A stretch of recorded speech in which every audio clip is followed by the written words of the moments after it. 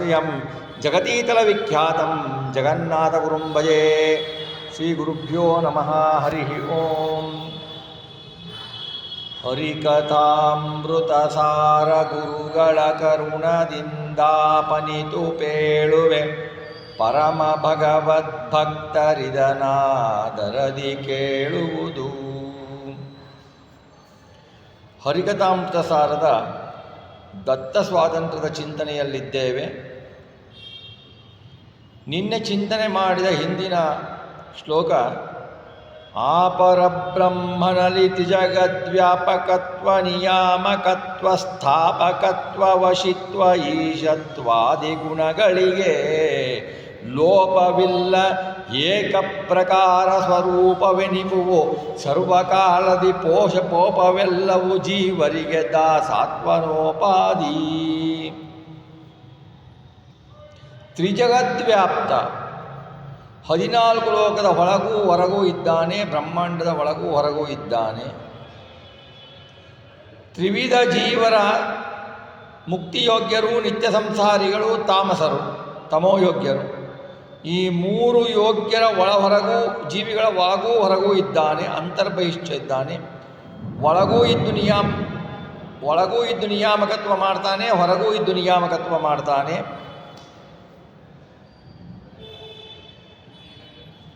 ಇದನ್ನು ತ್ರಿಜಗದ್ವ್ಯಾಪಕತ್ವ, ಎಲ್ಲ ಕಡೆ ವ್ಯಾಪ್ತನಾಗಿದ್ದಾನೆ ಹಾಗೂ ನಿಯಾಮಕನಾಗಿದ್ದಾನೆ. ಅವನ ನಿಯಾಮಕವು ಯಾವಾಗ ಇದೆ, ಅವನ ನಿಯಾಮಕವು ಸರ್ವತ್ರ ಸರ್ವಕಾಲದಲ್ಲೂ ಸರ್ವದೇಶದಲ್ಲೂ ಅವನ ನಿಯಾಮಕತ್ವ ಇದೆ. ಅದಕ್ಕೆ ಕಾಲದ ಪರಿಧಿ ಇಲ್ಲ.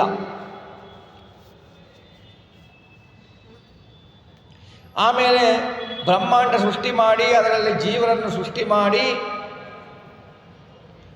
ಅವರ ಸಾಧನೆ ಮಾಡಿಸಿ ಲಿಂಗದೇಹ ಭಂಗ ಮಾಡಿ ಅವರಿಗೆ ಯೋಗ್ಯವಾದ ಸ್ಥಾನಗಳಲ್ಲಿ ಆಸನ ಆಗುವಂತೆ ಮಾಡುತ್ತಾನೆ. ಸ್ಥಾಪಕನಾಗಿ ನಿಲ್ತಾನೆ, ಸ್ಥಾಪಕತ್ವೇನ ಇರ್ತಾನೆ.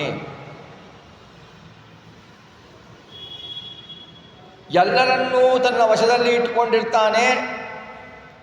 ತನ್ನ ವಶ ತಾನೇ ಆಗಿರ್ತಾನೆ. ಅವನಿಗೆ ಯಾರೂ ವಶವಾಗಿ ಇಟ್ಕೊಳ್ಳಲ್ಲ, ಅವನೇ. ಎಲ್ಲರಿಗೂ ಸರ್ವಸ್ವಾಮಿತ್ವೇನ ಇರ್ತಾನೆ. ಇವು ಎಷ್ಟು ಕಾಲದವರೆಗೆ ಭಗವಂತನಿಗೆ ಇರುತ್ತೆ ಅಂದರೆ ಸರ್ವಕಾಲದಲ್ಲೂ ಇರುತ್ತೆ. ಯಾವಾಗ ಈಗ ಇರುತ್ತೆ ಈಶತ್ವ, ನಾಳೆ ಈಶತ್ವ ಇರಲ್ಲ ಅನ್ನೋದಿಲ್ಲ. ಅವನಿಗೆ ಅನಾದಿ ಕಾಲದಿಂದಲೂ ಈಶತ್ವ ಹೋಗೋದೇ ಇಲ್ಲ.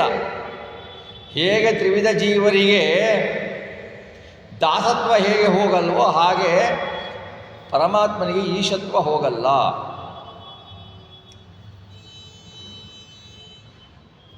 ಅಂತ ಚಿಂತನೆ ಹೇಳ್ತಾರೆ. ಮುಂದೆ ಹೇಳ್ತಾರೆ, ನಿತ್ಯ ನೂತನ ನಿರ್ವಿಕಾರ ಸುಹೃತ್ತಮ ಪ್ರಣವಸ್ಥ ವರ್ಣೋತ್ಪತ್ತಿ ಕಾರಣ ವಾಂಗ್ಮನೋಮಯ ಸಾಮಗಾನರತ ದತ್ತ ಕಪಿಲ ಹಯಾಸ್ಯ ರೂಪದಿ ಪೃಥಕ್ ಜೀವರೊಳಗಿರ್ದು ಪ್ರವರ್ತಿಸುವವನವರವರ ಯೋಗ್ಯತೆ ಕರ್ಮವನನುಸರಿಸಿ.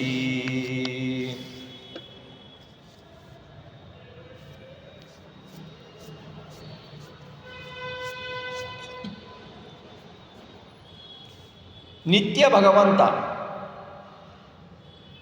ಬ್ರಹ್ಮಾದಿ ಜೀವರಲ್ಲಿ ಪ್ರತಿ ಕಲ್ಪಕ್ಕೆ ಬೇರೆ, ಈ ಕಲ್ಪಕ್ಕೆ ಪರಮಾತ್ಮ ಬೇರೆ ಇದ್ದಾನೆ, ಮುಂದಿನ ಕಲ್ಪಕ್ಕೆ ಪರಮಾತ್ಮ ಬೇರೆ ಇರ್ತಾನೆ ಅನ್ನೋದಿಲ್ಲ. ಪರಮಾತ್ಮ ಎಲ್ಲ ನಿತ್ಯ ಅವನು. ಬ್ರಹ್ಮ ಪದವಿಗೆ ಈಗಿರುವುದು ಬ್ರಹ್ಮನ ಪದವಿಗೆ, ಮುಂದೆ ಬರುವುದು ವಾಯುದೇವರು, ಮುಖ್ಯ ಪ್ರಾಣದೇವರು. ಆದರೆ ಭಗವಂತನಿಗೆ ಪದವಿ ಅನ್ನೋದಿಲ್ಲ. ಭಗವಂತನೇ ಪ್ರತಿ ಕಲ್ಪದಲ್ಲೂ ಭಗವಂತನೇ, ಅವನೊಬ್ಬನೇ. ಅನಾದಿ ಅಂತ್ಯಕಾಲಕ್ಕೂ ಅವನು ಒಬ್ಬನಾಗೇ ಇರ್ತಾನೆ. ಅವನೇನಾಗಿರ್ತಾನೆ, ಹೋಗಲಿ ಈ ಸರಿ ಅವನು ಬಿಂಬರೂಪಿಯಾಗಿದ್ದಾನೆ, ಮುಂದಿನ ಕಾಲದಲ್ಲಿ ಮುಂದಿನ ಕಲ್ಪದಲ್ಲಿ ಅವನು ಬಿಂಬರೂಪಿಯಾಗಿರಲ್ವೋ ಅಂದರೆ ಹಾಗಿಲ್ಲ. ಜೀವಾಂತರ್ಗತನಾಗಿ ಅವಿಯೋಗನಾಗಿದ್ದಾನೆ. ವಿಯೋಗವೇ ಇಲ್ಲ ಅವನಿಗೆ. ಜೀವನಿಗೆ ನಿತ್ಯತ್ವವನ್ನು ಸ್ಥಾಪಿಸಿ ಮಾಡಿಕೊಟ್ಟವ ಭಗವಂತ. ಜೀವನ ನಿತ್ಯತ್ವಕ್ಕೆ ನಿತ್ಯಬಿಂಬನಾದವನು ಭಗವಂತ. ಜೀವ ಪ್ರತಿಬಿಂಬ, ಭಗವಂತ ಬಿಂಬ. ಜೀವ ನಿತ್ಯ, ಭಗವಂತ ನಿತ್ಯ. ನಿತ್ಯವಾದ ಜೀವನಿಗೆ ನಿತ್ಯವಾದ ಬಿಂಬನಾಗಿದ್ದಾನೆ ಭಗವಂತ.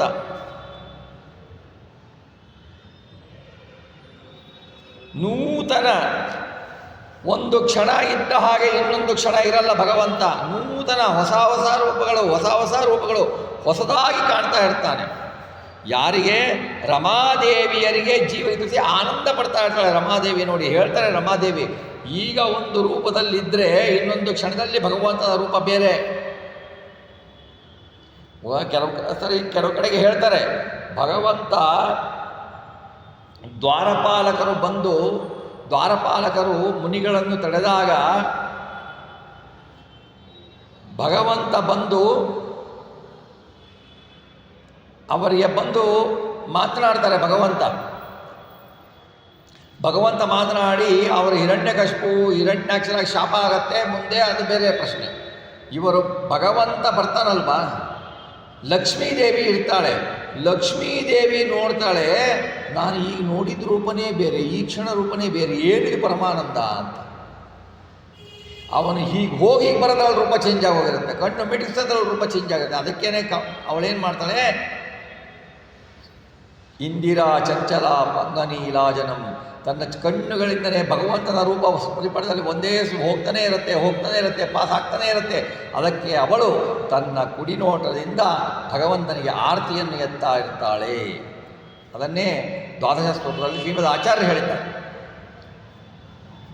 ನಿತ್ಯ ನೂತನ ಅವನಿಗೂ ರಮಾದೇವಿಗೂ, ಸುಮ್ಮನೆ ಹೇಳಬೇಕಂದ್ರೆ ಅವನಿಗೂ ರಮಾದೇವಿಗೂ ಯಾಕೆ ವಿಯೋಗ ಇಲ್ಲ ಅಂದರೆ ಅವನು ಯಾವಾಗಲೂ ಹೊಸನಾಗಿ ಕಾಣ್ತಾನೆ ರಮಾದೇವಿಗೆ.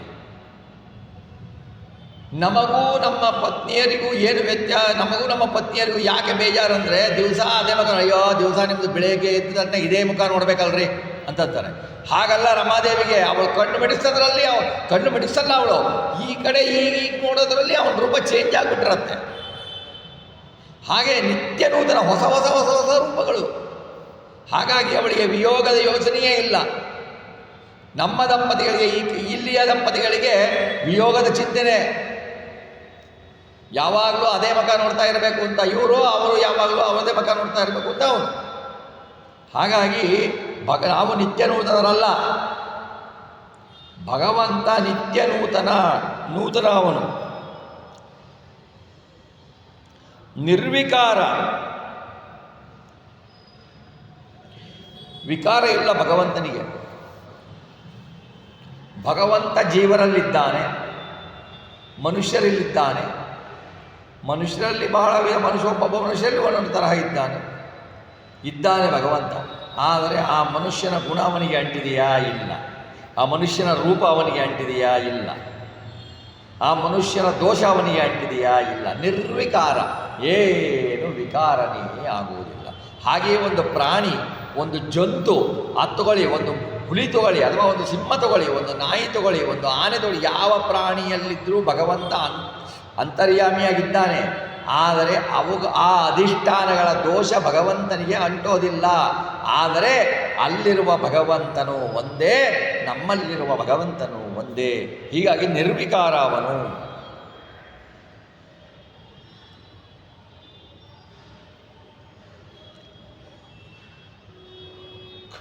ಸುಧುತ್ತಮ,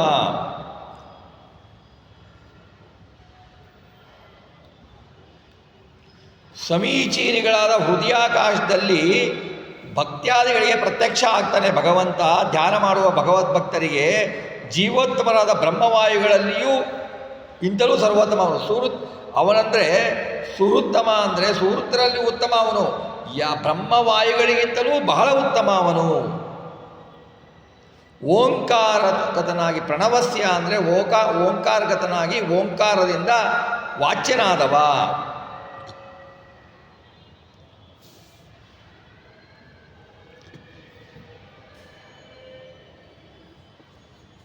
ಅಕ್ಷರಗಳಿಗೆ, ಅಕಾರಾದಿ ಅಕ್ಷರಗಳು ಏನಿದ್ದಾವೋ ಅವುಗಳಿಗೆ ಉತ್ಪತ್ತಿ ಕಾರಣ ಭಗವಂತ.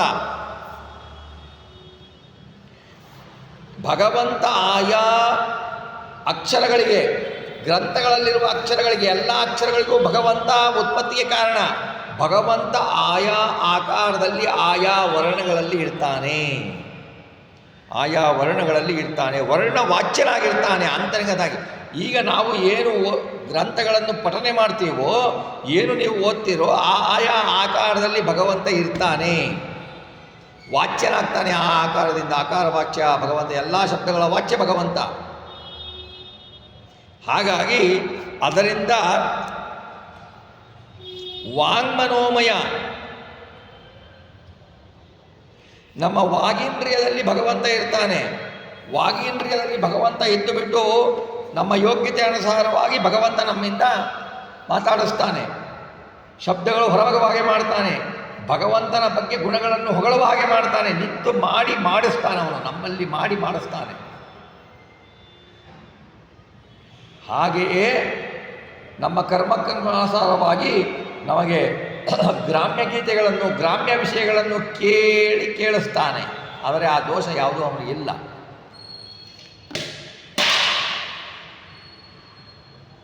ಹಾಗೆಯೇ ನಮ್ಮ ಮನಸ್ಸಿನಲ್ಲಿ ನಿಂತುಬಿಟ್ಟು, ಮನಸ್ಸಿನ ಅಭಿಮಾನಿ ಯಾರು? ರುದ್ರದೇವರು. ಅವರಿಗಿಂತ ಮುಖ್ಯ ಬ್ರಹ್ಮ ವಾಯುಗಳು, ಅವರಿಗಿಂತ ಮುಖ್ಯ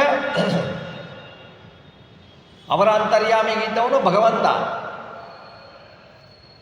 ಆ ಪರಮಾತ್ಮ ನಮ್ಮ ಮನೋ ಇಂದ್ರಿಯದಲ್ಲಿ ಇದ್ದುಬಿಟ್ಟು, ಮನಸ್ಸಿನಲ್ಲಿ ಇದ್ದುಬಿಟ್ಟು ನಾನಾ ವಿಧವಾದ ಯೋಚನೆಗಳನ್ನು ಕೊಡ್ತಾನೆ.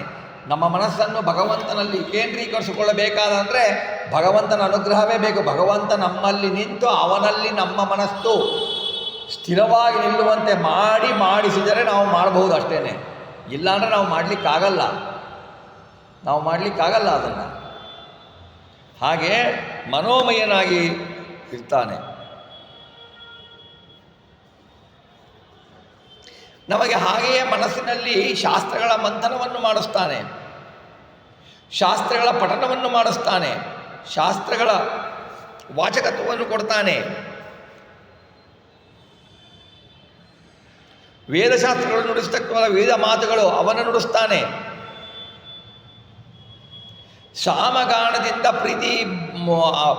ಸಾಮಗಾನದಿಂದ ಯಾರು ಭಕ್ತರೋ ಅವನನ್ನು ಗಾನ ಮಾಡ್ತಾರೋ ಅವರಿಗೆ ಆ ಸಾಮಗಾನದಲ್ಲೂ ಪರಮಪ್ರೀತನಾಗ್ತಾನೆ.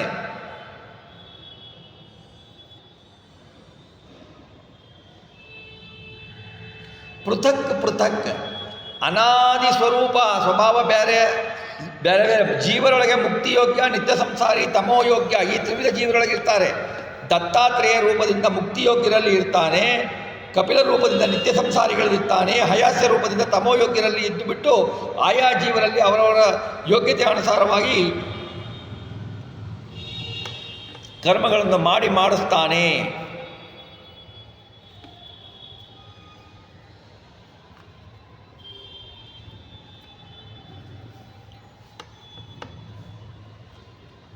ಜ್ಞಾನ, ಇಚ್ಛೆ, ಪ್ರಯತ್ನ ಇನ್ನೂ ಒಂದು ಸಾರಿ ಹೇಳ್ತಾರೆ. ಹಯಾಸ್ಯ ಅಂದರೆ ಹಯಗ್ರೀವ ದೇವರು. ಹಯಗ್ರೀವ ದೇವರು ಜ್ಞಾನವನ್ನು ಕೊಡ್ತಾರೆ. ಒಂದೇ ಹಯಗ್ರೀವ ರೂಪ ಅಲ್ಲ, ಕೋಟಿಗಟ್ಟಲೆ ಹಯಗ್ರೀವ ರೂಪ ಇದೆ. ಹಾಗೆಯೇ ಇಚ್ಛೆಯನ್ನು ಮಾಡಿಸುವುದು ಕಪಿಲ ರೂಪಿ ಪರಮಾತ್ಮ, ಪ್ರಯತ್ನವನ್ನು ಮಾಡಿಸುವುದು ದತ್ತಾತ್ರೇಯ ರೂಪಿ ಪರಮಾತ್ಮ ರೂಪ ಅಂತ ತಿಳ್ಕೊಳ್ಬೇಕು. ಶ್ರುತಿಗಳಾತನ ಮಾತು, ವಿಮಲ ಸ್ಮೃತಿಗಳಾತನ ಶಿಕ್ಷೆ, ಜೀವಪ್ರದತಿ ಪ್ರಕೃತಿಗಳೆರಡು ಪ್ರತಿಮೆಗಳೆನಿಸಿಕೊಳ್ಳುತ್ತಿಹವು. ಇತರ ಕರ್ಮಗಳೆಲ್ಲ ಲಕುಮೀಪತಿಗೆ ಪೂಜೆಗಳೆಂದರಿತು ಸ್ಮರಿಸುತ್ತ ಚತುರವಿಧ ಪುರುಷಾರ್ಥಗಳ ಬೇಡದರು ಸ್ವಪ್ನದಲ್ಲಿ.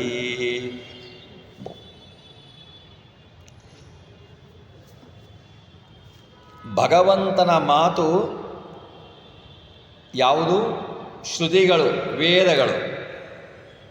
ಏನು ಅವನ ಮಾತು? ವೇದ ಪುರುಷನಾದ ಶ್ರೀ ಪರಮಾತ್ಮನ ಮಹಾತ್ಮೆಗಳನ್ನು ಹೇಳ್ತಾವಲ್ಲ ವೇದಗಳು. ಏನು ಹೇಳ್ತವೆ?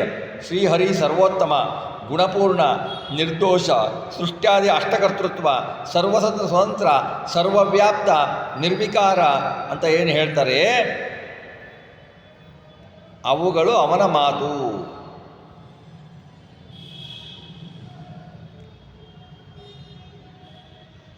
ಇವರಿಗೆ ಪ್ರಕೃತಿಗಳು, ಪರಮಾತ್ಮದಿಂದ ಸೃಜ್ಯರಾದ ಜೀವರ ಸಮೂಹ, ಪೃಥಿವ್ಯಾದಿ ಪ್ರಕೃತಿ ಸಂಕೇತವಾದ ಪಂಚಭೂತಗಳು ಎರಡು ಈ ಜೀವ ಜಡಗಳು ಎರಡು ಪ್ರತಿಮೆಗಳು, ಭಗವಂತನಿಗೆ ಪ್ರತಿಮೆಗಳು, ಅಧಿಷ್ಠಾನ ಅವು, ಪರಮಾತ್ಮನಿಗೆ ಅಧಿಷ್ಠಾನವಾದವು, ಅವು ಪ್ರತಿಮೆಗಳು ಎನಿಸಿಕೊಳ್ತಾವೆ. ಈ ವೇದಗಳ ಭಗವಂತನೇ ರಚಿಸ್ತಾನ? ಇಲ್ಲ, ಈ ವೇದಗಳನ್ನು ಭಗವಂತ ರಚಿಸಿದಿಲ್ಲ. ಅದು ಅನಾದಿ ಅಪೌರುಷೇಯ. ಅದು ವಿಮಲ ನಿರ್ದೋಷವಾದ ಮಲರಹಿತವಾದ ವೇದಗಳ ಅರ್ಥಗಳನ್ನು ನಿರ್ದೋಷರಾದ ಶ್ರೀ ವೇದವ್ಯಾಸ ದೇವರು ವ್ಯಾಖ್ಯಾನ ರೂಪವಾದ ಸ್ಮೃತಿಗಳಲ್ಲಿ, ಪುರಾಣಗಳು, ಭಾಷತ್ರಯಗಳಿಂದ, ದರ್ಶನ, ಗುಹ್ಯ, ಸಮಾಧಿ 3 ಭಾಷೆಗಳಿಂದ ವೇದ ಅವಿರುದ್ಧವಾದ ಸನ್ಮಾರ್ಗ ರೂಪವಾದ ಸಾಧನ ಮಾರ್ಗವನ್ನು ಹೇಳಿದ್ದಾರೆ ಭಗವಾನ್ ಶ್ರೀ ವೇದವ್ಯಾಸ ದೇವರು. ಅವನ ಮಾತು ಇದು. ಅವನ ಶಿಕ್ಷಾ ಏನು? ಸ್ಮೃತಿಗಳು ಅಂದರೆ ವಿಧಿ ನಿಷೇಧಗಳು ಅವನ ಸ್ಮೃತಿಗಳು. ಅವನ ಸ್ಮೃತಿಗಳು, ವಿಧಿ ನಿಷೇಧಗಳು ಆತನ ಶಿಕ್ಷಾ. ಹೀಗೆ ಮಾಡಬೇಕು, ಹೀಗೆ ಮಾಡಬಾರ್ದು ಅಂತ ವಿಧಿ ನಿಷೇಧಗಳನ್ನು ಹೇಳ್ತಾ ಇರಲ್ಲ, ಅದು ಭಗವಂತನ ಶಿಕ್ಷಾ,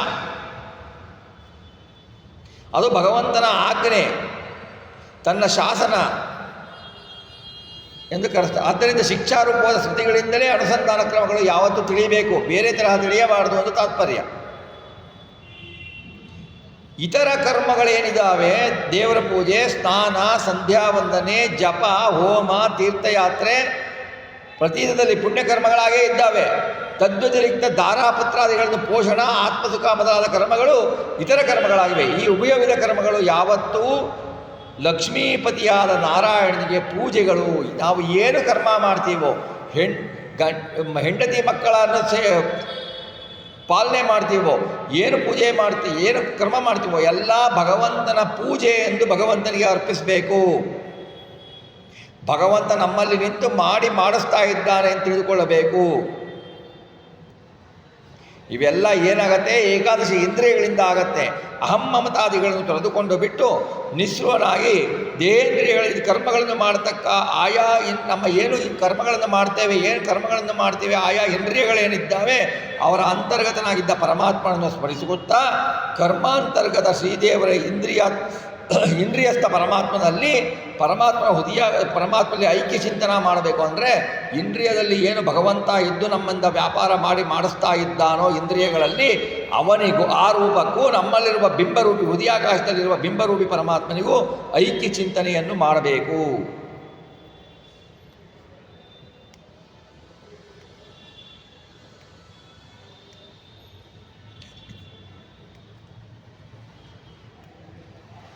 ಆಮೇಲೆ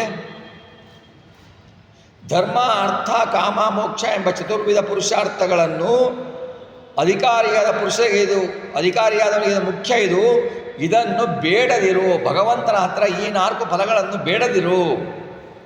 ಫಲಾಪೇಕ್ಷೆಯಿಂದ ಪ್ರಯೋಜನಗಳು ಫಲಾಪೇಕ್ಷೆಯಿಂದ ಯಾಚನೆ ಮಾಡಬಾರ್ದು. ಒಟ್ಟು ಏನು ಹೇಳ್ತಾರೆ ಈ ಪದ್ಯದಿಂದ ಅಂದರೆ, ನಿಷ್ಕಾಮ ಕರ್ಮವನ್ನು ಮಾಡು, ಕಾಮ್ಯ ಕರ್ಮವನ್ನು ಮಾಡಬೇಡ. ಕಾಮ್ಯ ಕರ್ಮಗಳು ನಿನ್ನ ಜನನ ಮರಣಗಳಿಗೆ ಕಾರಣ ಆಗತ್ತೆ, ಸಂಸಾರಕ್ಕೆ ಕಾರಣ ಆಗತ್ತೆ. ಭಗವಂತ ನಿನ್ನ ಪ್ರೀತಿಗೋಸ್ಕರ ಈ ಕರ್ಮ ಮಾಡ್ತಾ ಇದ್ದೇನೆ, ನೀನು ನನ್ನಲ್ಲಿ ನಿಂತು ಮಾಡಿಸ್ತಾ ಇದ್ದೀಯ, ನಿನಗೆ ನನ್ನ ಕರ್ಮಕ್ಕೆ ಅನುಸಾರವಾಗಿ ಮಾಡಿಸ್ತಾ ಇದ್ದೆ, ಈ ಕರ್ಮವನ್ನು ನಿನಗೆ ಅರ್ಪಿಸ್ತಿದ್ದೇನೆ ಭಗವಂತ, ಅವನಿಗೆ ಅರ್ಪಿಸಬೇಕು. ಆ ಅರ್ಪಿಸುವ ಬುದ್ಧಿಯೂ ಭಗವಂತನೇ ಕೊಡಬೇಕು ನಮಗೆ.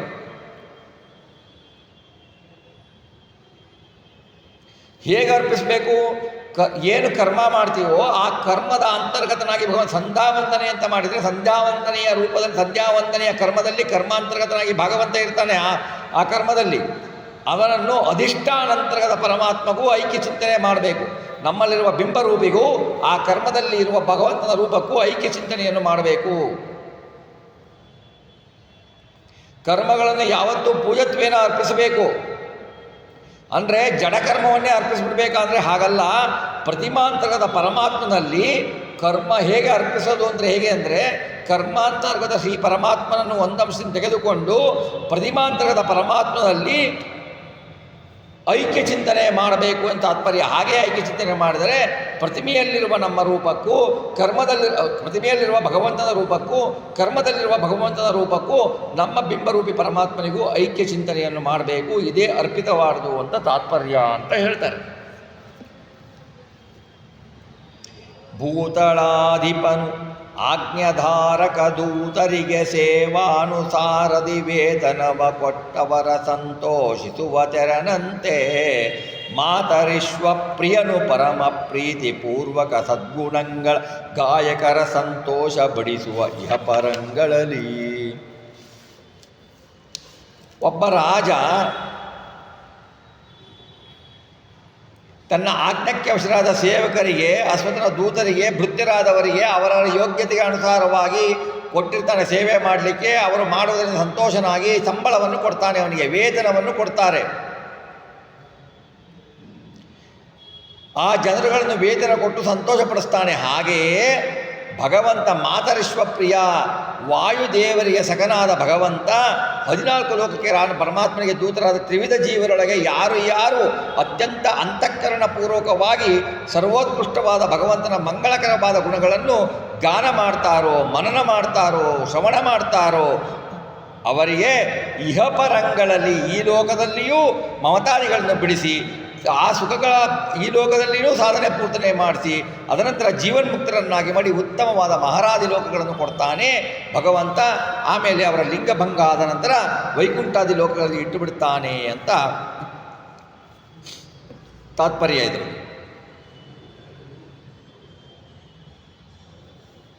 ಇದಕ್ಕೆ ದೃಷ್ಟಾಂತ ಕೊಡ್ತಾರೆ. ರಾಜ ತನ್ನ ಭೃತ್ಯರಿಗೆ ಈ ಕೆಲಸ ಮಾಡುವಂತ ನೇಮಿಸ್ತಾನೆ. ಈ ಕೆಲಸ ಮಾಡುವಂತ ನೇಮಿಸಿದಾಗ ಭೃತ್ಯರು ಮಾಡ್ತಾರೆ. ಮಾಡಕ್ಕೆ ಇವನು ಸಂತೋಷ ಕೊಟ್ಟು ಅವರಿಗೆ ಬಕ್ಷಿಸಿಕೊಡ್ತಾನೆ. ಆದರೆ ಆ ಸೇವಕರು ಇವನಿಗೆ ಹೇಳಿದಾಗ ಇವನಿಗೆ ಮನಸ್ಸಿನಲ್ಲಿ ಬೈದುಕೊಂಡು ಕೆಲಸ ಮಾಡ್ತಾರೆ, ಹೆದರಿಕೆಯಿಂದ ಕೆಲಸ ಮಾಡ್ತಾರೆ ಹೊರತು ಇಷ್ಟದಿಂದ ಕೆಲಸ ಮಾಡೋದಿಲ್ಲ. ಹಾಗೆ ಅಲ್ಲ ಇದು. ಭಗವಂತನ ಭಕ್ತರು ಅವನ ಸೇವೆ ಅಂದುಬಿಟ್ಟು ಅವನಿಗೆ ಪ್ರೀತಿಯಾಗಲಿ ಎಂದು ಯಾರು ಸೇವೆಯನ್ನು ಮಾಡ್ತಾರೋ ಆ ತರಹ ಮಾಡಿದವರಿಗೆ ಸಂತುಷ್ಟನಾಗಿ ಫಲ ಕೊಡುವಂತೆ ಪರಮಾತ್ಮ ಅವರ ಯೋಗ್ಯತಾನುಸಾರವಾಗಿ ಫಲಪ್ರಾಪ್ತಿ ಮಾಡ್ತಾನೆ.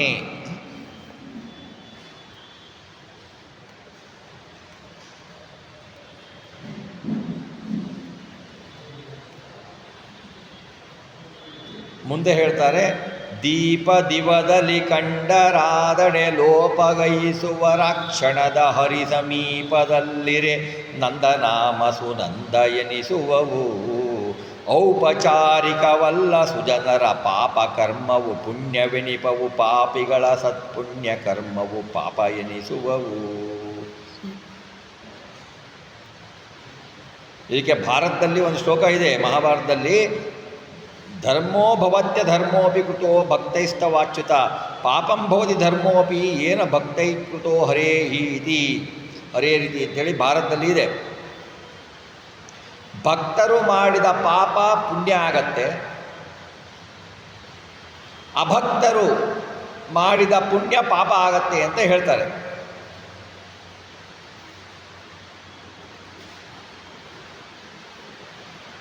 ಅದರ ವಿವರ, ಪಾಪ ಪುಣ್ಯ ಆಗಬೇಕಾದರೆ ಅದರ ಅನುಸಂಧಾನದ ಕ್ರಮವೂ ಇರಬೇಕು. ಆದ್ದರಿಂದ ಆಗತಕ್ಕ ಮಹಾಫಲವೂ ಇಂತಹದ್ದು ಎಂದು ಈ ಶ್ಲೋಕದಿಂದ ಹೇಳ್ತಾರೆ. ಹೇಗೆ ಅಂತಂದರೆ ನೋಡಿ, ಪಾಪಕರ್ಮಗಳು ಪುಣ್ಯಕರ್ಮಗಳಾಗ್ತವೆ ಅಂತಂದರೆ ಭಗವಂತ ನೀನು ನನ್ನಲ್ಲಿ ನಿಂತು ನನ್ನ ಕರ್ಮಕ್ಕೆ ಅನುಸಾರವಾಗಿ ನನ್ನಲ್ಲಿ ನಿಂತು ಈ ಪಾಪಕರ್ಮವನ್ನು ಮಾಡ್ತಾ ಇದ್ದೀಯಾ, ಮಾಡಿಸ್ತಾ ಇದ್ದೀಯಾ, ಇದು ನಿನಗೆ ಅರ್ಪಿತ, ಇದರಿಂದ ಆಗುವ ಇಂತಹ ಕರ್ಮಗಳನ್ನು ನನ್ನ ಮುಂದೆ ಮಾಡಿಸಬೇಡ ಅಂತ ಹೇಳ್ಬಿಟ್ಟು ಪ್ರಾರ್ಥನೆ ಮಾಡಬೇಕು ಅವನಿಗೆ.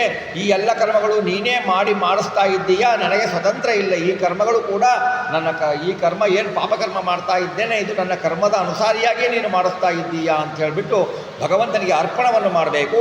ಉತ್ತಮ ಕರ್ಮಗಳನ್ನು ಅಷ್ಟೇ, ಭಗವಂತ ನೀನು ನನ್ನ ಕರ್ಮಾನುಸಾರಿಯಾಗಿ ಈ ಪುಣ್ಯ ಕರ್ಮಗಳನ್ನು ಮಾಡಿಸ್ತಾ ಇದ್ದೀಯಾ ಅಂತ ಮಾಡಬೇಕು. ಹಾಗೆ ನಾವು ಪಾಪಕರ್ಮಗಳನ್ನು ಭಗವಂತನಿಗೆ ಅರ್ಪಿಸಿದರೆ ಆ ಪಾಪಕರ್ಮಗಳು ಉತ್ತಮ ಪುರುಷರಿಗೆ ಪುಣ್ಯ ಆಗತ್ತೆ. ಆದರೆ ಭಗವದ್ವೇಷಿಗಳು ಏನು ಪುಣ್ಯಕರ್ಮವನ್ನು ಮಾಡ್ತಾರೆ, ಪುಣ್ಯಕರ್ಮವನ್ನು ಏನು ಮಾಡ್ತಾರೆ, ಅವರು ಪುಣ್ಯಕರ್ಮ ಮಾಡಬೇಕಾದ್ರೂ ನಾನು ಮಾಡಿದೆ ಅಂತ ಬರುತ್ತೆ, ಭಗವಂತನಿಗೆ ಅರ್ಪಣೆ ಆಗಲ್ಲ. ಆ ಪುಣ್ಯಕರ್ಮಗಳು ಕೂಡ ಪಾಪಕರ್ಮಗಳಾಗತ್ತೆ. ಅಂದರೆ ಯಾವ ಕರ್ಮವನ್ನು ಮಾಡಿದರೂ, ಪುಣ್ಯಕರ್ಮಗಳನ್ನು ಮಾಡಿದರೂ ಅದು ಭಗವತ್ ಪರವಾಗಿ ಇಲ್ಲದಿದ್ದರೆ ಅದು ನಿಷಿದ್ಧ ಕರ್ಮಗಳು ಎಂದೆನಿಸುತ್ತದೆ ಅಂತ ತಿಳ್ಕೊಳ್ಬೇಕು.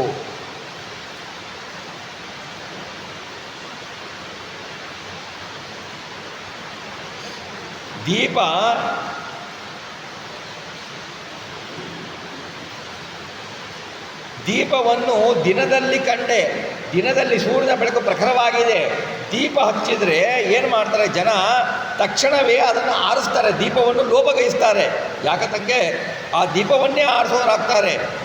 ದೀಪದಿಂದ ಅಂದರೆ ಆ ದೀಪ ಹಚ್ತಾರಲ್ವಾ, ಈಗ ನೀವು ದೀಪ ಹಚ್ತೀರ ಸೂರ್ಯನ ಬೆಳಕಿಗೆ, ಆ ದೀಪ ಹಚ್ಚಿದಾಗ ಏನಾಗತ್ತೆ ಅಂತಂದರೆ ಆ ದೀಪದ ಬೆಳಕು ಕಾಣಲ್ಲ, ಆ ದೀಪವನ್ನು ಆರಿಸ್ತೀರ. ಯಾಕೆ ದೀಪದಿಂದ ಕಾರ್ಯ ಆಗಲ್ಲ ಅಂತಲ್ಲ, ಆ ದೀಪದಿಂದ ಕಾರ್ಯ ಆಗಲ್ಲ ಅಂತ ಅಲ್ಲ, ದೀಪದಿಂದ ಕಾರ್ಯ ಆಗೋಲ್ಲ, ಕಾರ್ಯ ಇಲ್ಲ ಈಗ ಏನು ಬೆಳಕಿನಲ್ಲಿ ಅಂತ ತಿಳಿದುಬಿಟ್ಟು ದೀಪವನ್ನು ಆರಿಸ್ತಾರೆ.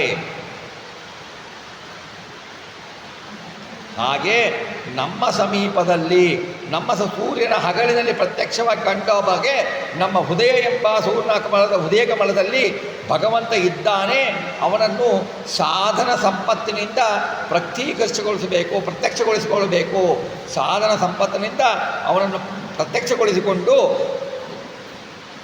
ಅಧಿಕಾರಿಯಾದವ ಇದ್ದರೆ ಆ ಅಧಿಕಾರಿಗೆ ಭಗವಂತ ಆನಂದವನ್ನು ಕೊಡ್ತಾನೆ.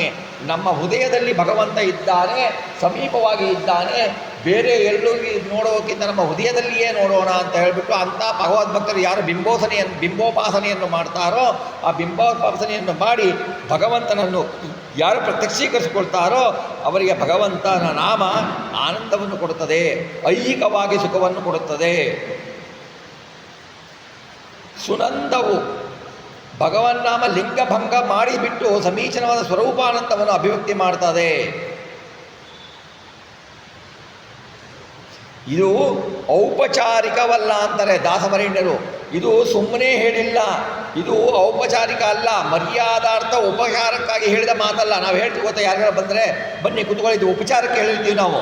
ಮನಸ್ಸಿಲ್ಲ ಅಂದರೂ ಬನ್ನಿ ಕುತ್ಕೊಳ್ಳಿ ಅಂತ ಹೇಳಿರ್ತೀವಿ, ಬರ್ತಾರೆ ಅಂತ. ಹಾಗೆ ಉಪಚಾರಕ್ಕೆ ಹೇಳಿದ ಮಾತಲ್ಲ ಇದು, ಸತ್ಯ ಅಂತಲೇ ತಿಳ್ಕೊಳ್ಬೇಕು.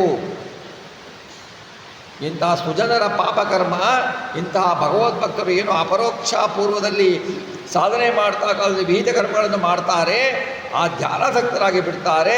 ಅದ್ರ ಬಿಟ್ಟಿದ್ದು ದೋಷ ಆಗೋದಿಲ್ಲ. ಸೂರ್ಯನ ಕಂಡನಂತ ದೀಪ ಆರಿಸೋಣವೇ, ದೀಪ ಆರಿಸೋಣ, ದೋಷ ಆಗೋದಿಲ್ಲ. ಸೂರ್ಯ ಕಂಡದಾನೆ, ಸೂರ್ಯ ಇದ್ದಾನೆ, ದೀಪ ಆರಿಸ್ತೀನಿ ಅಂದರೆ ದೀಪ ಆರಿಸುವುದು ದೋಷ ಆಗೋಲ್ಲ. ಹಾಗೆ ಅಂಧಕಾರ ಬಾಧ ಇಲ್ಲ, ಹೆಂಗೋ ತದ್ವತ್ತು ಪುಣ್ಯವೆನಿಸುವವು, ಅವೆಲ್ಲ ಪುಣ್ಯಕರ್ಮಗಳು ಅನಿಸ್ಕೊಳ್ತಾವೆ. ಪರಮಾತ್ಮನ ಹೃದಯ ಕಮಲದಲ್ಲಿ ಕಂಡ ಮೇಲೆ ಅಪರೋಕ್ಷೀಕೃತವಾದ ಮೇಲೆ ಪುಣ್ಯಕರ್ಮಗಳು ದೀಪ ಸದೃಶವಾದವು. ತ್ಯಾಗ ಮಾಡಿದರೂ ಕೂಡ ಆ ತ್ಯಾಗರೂಪವಾದ ದೋಷ ಅಂತ ಅನಿಸೋದಿಲ್ಲ, ಅದು ಪುಣ್ಯ ಅಂತ ಅನಿಸುತ್ತೆ. ಅದೇ ಭಗವದ್ವೇಷಿಗಳು, ದೈತ್ಯರು, ಅಸುರರು ಮಾಡತಕ್ಕ ಸತ್ಪುಣ್ಯಕರ್ಮವು ಏನು ಪುಣ್ಯ ಮಾಡ್ತಾರೆ, ಏನು ಹೋಮ ಮಾಡ್ತಾರೆ, ಏನು ಹವನ ಮಾಡ್ತಾರೆ, ತಾವು ಮಾಡಿದ ಪುಣ್ಯಕರ್ಮಗಳು ಏನಿರ್ತವೆ, ನಾನು ಮಾಡಿದೆ ಅಂತಿರ್ತವೆ. ಭಗವಂತನ ಚಿಂತನೆ ಇರೋದಿಲ್ಲ. ಅದು ಮಾಡ್ತಕ್ಕ ಪುಣ್ಯಕ್ಕೆ ಸದೃಶವಾದ ಪುಣ್ಯಕರ್ಮಗಳು ಭಾವಶುದ್ಧಿ ಇಲ್ಲದೇನೆ, ಭಾವಶುದ್ಧಿ ಇಲ್ಲ, ನಾನು ಮಾಡಿದೆ ನಾನು ನನ್ನದು ಅನ್ನುವ ಶುದ್ಧಿಯಿಂದ ಯಾರು ಮಾಡ್ತಾರೆ ಅಂಥ ದೈತ್ಯರುಗಳು ಏನು ಮಾಡ್ತಾರೆ, ಮಾಡಿದ ಪುಣ್ಯಕರ್ಮಗಳು ಏನೇನು ಮಾಡ್ತಾರೋ ಪುಣ್ಯಕರ್ಮಗಳು ಎಲ್ಲವೂ ಪಾಪಕರ್ಮಗಳು ಎಂದೆನಿಸ್ತವೆ.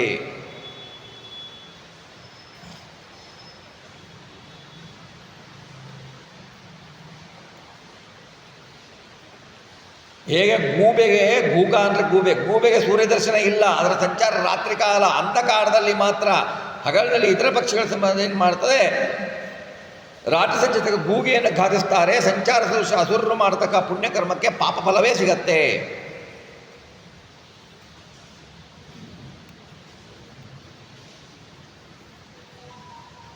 ಅಂದರೆ ಇಲ್ಲಿ ವಿಶೇಷಾರ್ಥ ಏನು ಹೇಳಬೇಕು ಅಂತಂದರೆ, ಸೂರ್ಯನ ಸದೃಶ ಪರಮಾತ್ಮ, ಅಪರೋಕ್ಷದಲ್ಲಿ ಕಂಡ ಜ್ಞಾನಿಗಳು ಏನು ಮಾಡ್ತಾರೆ, ದೀಪ ಸದೃಶ ಅಂದರೆ ಸೂರ್ಯ ಪರಮಾತ್ಮ ಕಂಡಿದ್ದು ಅಪರೋಕ್ಷೀಕೃತ ಜ್ಞಾನಿಗಳಿಗೆ ಏನಾಗುತ್ತೆ ಅಂದರೆ, ಅಪರೋಕ್ಷ ಜ್ಞಾನಿಗಳಿಗೆ ಭಗವಂತ ಸೂರ್ಯ ಸದೃಶನಾಗಿರ್ತಾನೆ, ಸೂರ್ಯನಂತೆ ಇರ್ತಾನೆ. ಈ ದೀಪ ಸದೃಶ ಏನಿದೆ ಐಹಿಕ ಸುಖಗಳು, ಇವನ್ನು ತ್ಯಾಗ ಮಾಡಿ ಸುಖಪ್ರದದ ಪರಮಾತ್ಮ ಎಂಬ ಸೂರ್ಯನ ಬೆಳಗಿನಲ್ಲಿ ಪ್ರಕಾಶದಲ್ಲಿ, ಜ್ಞಾನ ಭಕ್ತಿ ವೈರಾಗ್ಯ ಎಂಬ ಪ್ರಕಾಶದಲ್ಲಿ, ವಿವೇಕವೆಂಬ ಚಕ್ಷುಸುವಿಂದ ಕಣ್ಣಿನಿಂದ, ವಿವೇಕ ಎಂಬ ಕಣ್ಣಿನಿಂದ ಪರಮಾತ್ಮನ ಅವನ ಗುಣಗಳನ್ನು ನೋಡುತ್ತಾ ಆನಂದದಿಂದ ಸಂಚರಿಸುತ್ತಾರೆ. ಐಹಿಕ ಸುಖಗಳೆಂಬ ದೀಪವನ್ನು ತ್ಯಜಿಸ್ತಾರೆ.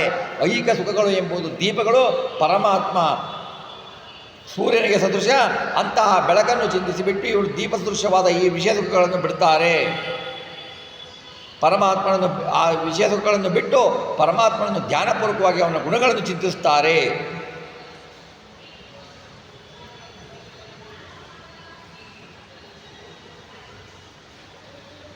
ಆಹಾ, ಇನ್ನೊಂದು ಸರಿ ಹೇಳ್ಬೋದು, ದೀಪವೆಂಬ ಪರಮಾತ್ಮ ದೀಪ ಅಂತ ಅಂದ್ಬಿಟ್ಟು ಕೈಯಲ್ಲಿ ಹಿಡಿದುಕೊಂಡರೆ ಅಂಧಕಾರ ಎಂಬ ಪಾಪದಲ್ಲಿ ಪ್ರವೇಶ ಮಾಡಿದರೆ ಅಂಧಕಾರಕ್ಕೆ ಬಾಧಕ ಇಲ್ಲ ಅಲ್ವಾ. ದೀಪ ಕೈಯಲ್ಲಿ ಹಿಡ್ಕೋತೀರಾ, ಹೋಗ್ತೀರ ಕತ್ಲೆನಲ್ಲಿ, ಅದೇನು ಬಾಧಕ ಆಗಲ್ಲ, ಅವಾಗ ದಾರಿ ಕಾಣುತ್ತೆ. ಪರಮಾತ್ಮ ಅನ್ನೋದು ದೀಪ, ಈ ಅಂಧಕಾರದಲ್ಲಿ ಆ ದೀಪವನ್ನು ಹಿಡಿದುಕೊಂಡು ಹೋದಾಗ ಅಂಧಕಾರದ ಬಾಧಕ ನಮಗೆ ಆಗಲ್ಲ. ಪರಮಾತ್ಮನನ್ನು ಹಾಗೆ ಅಪರೋಕ್ಷೀಕೃತ ಮಾಡ್ಕೊಂಡ್ಬಿಟ್ಟು ಪರಮಾತ್ಮನ ಯಾವಾಗಲೂ ಧ್ಯಾನಿಸ್ತಾ ಇದ್ದರೆ ಆ ದೀಪವೆಂಬ ಬೆಳಗ್ಗೆ ಕತ್ತಲೆ ಓಡುವ ಹಾಗೆ ನಮ್ಮ ಪಾಪಗಳು ಹೋಗ್ತಾವೆ ಅಂತ ದಾಸರು ಬಹಳ ಸುಂದರವಾಗಿ ವರ್ಣಿಸಿದ್ದಾರೆ. ಮುಂದಿನ ಶ್ಲೋಕದಲ್ಲಿ ಧನವ ಸಂಪಾದಿಸುವ ಪ್ರದ್ರಾವಣಿಕರಂದದಿ ಕೋವಿದರ ಮನೆ ಮನೆಗಳಲ್ಲಿ ಸಂಚರಿಸು ಶಾಸ್ತ್ರ ಶ್ರವಣಗೋಸುಗದಿ ಮನನಗೈದುಪದೇಶಿಸುತ್ತ ದುರ್ಜನರ ಕೂಡಾಡದಿರು ಸ್ವಪ್ನದಿ ಪ್ರಣತ ಕಾಮದ ಕೊಡುವ ಸೌಖ್ಯಗಳಿಹ ಪರಂಗಳಲ್ಲಿ.